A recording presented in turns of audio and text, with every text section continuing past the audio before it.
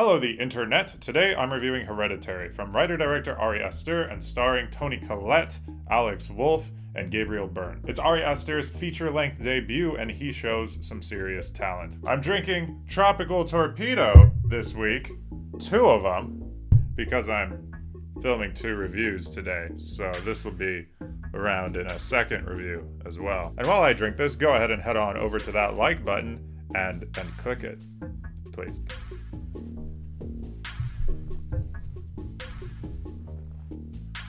Hey guys, what's up? It's me, Other Daniel.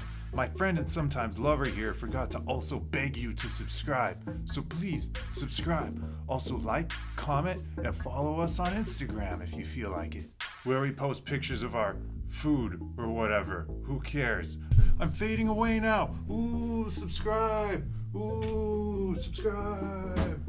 I'm fading away. Oh.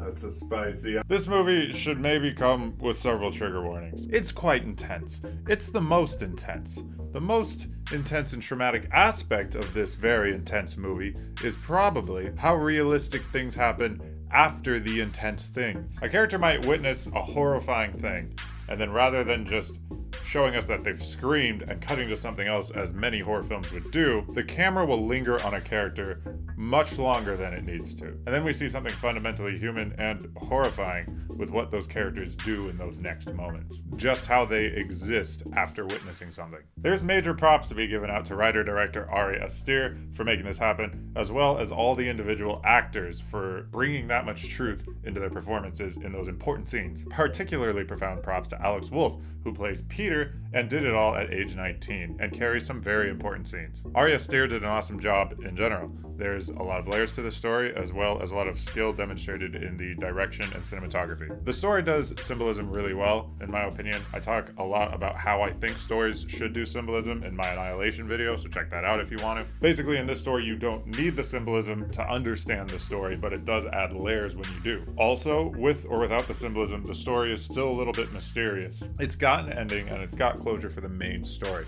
but several side stories might still confuse you. But never fear. It's one of those rare stories that actually leaves clues scattered throughout the film and lets you pick apart what actually happened with character X or with a side thing. And I found all of that and how it handles its clues very satisfying. Nothing I figured out later or looked up was so hidden that I scoffed or said something like, "Oh, never would have caught that." It's all pretty good. Pretty good. Switching points, this is a horror movie, and one of the best horror movies I've seen in years. It reminded me of The Vivitch, another horror film from Studio A24 that felt a lot better than its peers. Both are great horror movies, and while The Vivitch did compel me more than a normal horror movie, it didn't exactly scare me more than a normal horror movie.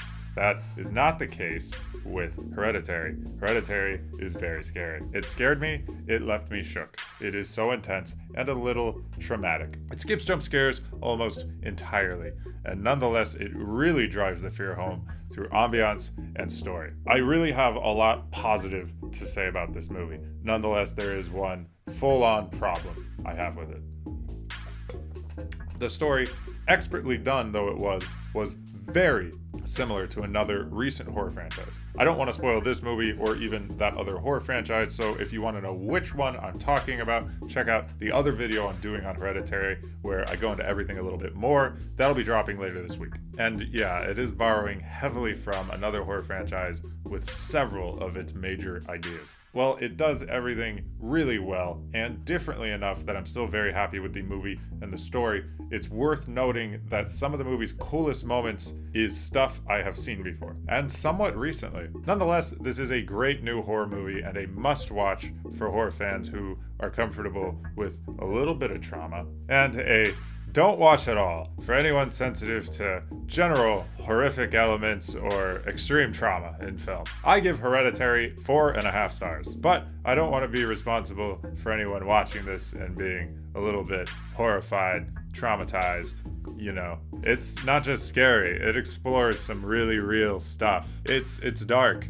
It's a dark horror movie. I know that sounds redundant, but compare it to like Friday the 13th or Final Destination, And it's pretty clear there's gradients. There are different shades of horror, guys. Like I mentioned earlier, I will be doing a second video on Hereditary where I discuss it with a little bit more depth, talk about who I think it's sort of ripped off, and I'm going to talk about a theory I have about the movie. It's my theory about what's really going on in Hereditary. Surprisingly, I'm not finding anyone else yet talking about this theory online or on Reddit, and it seems pretty obvious to me, but it's possible I'm entirely wrong. But there is evidence to back me up. So check out that video if you've already seen the movie and want to dive in a little bit more. I'll stick it right here when the link is ready.